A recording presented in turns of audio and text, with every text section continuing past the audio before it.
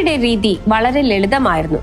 Plata ഓ പ്ലോമോ, അതായത് ഒന്നുകിൽ നിങ്ങൾക്ക് എന്റെ കയ്യിൽ നിന്നും വെള്ളി അഥവാ കൈക്കൂലി വാങ്ങാം, അല്ലെങ്കിൽ എന്റെ തോക്കിലെ ഈയം അഥവാ വെടിയുണ്ട വാങ്ങാം.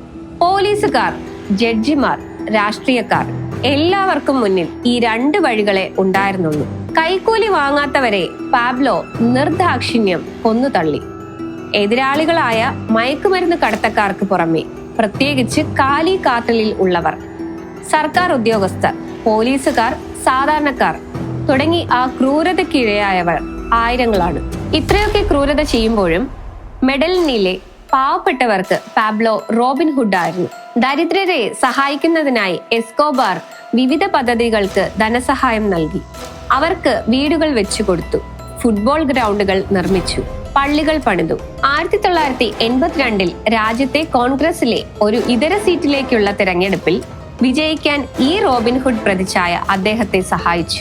പാർലമെന്റിൽ ഇരിക്കുമ്പോൾ പാബ്ലോ സ്വപ്നം കണ്ടത് രാജ്യത്തിന്റെ അധികാരമാണ്.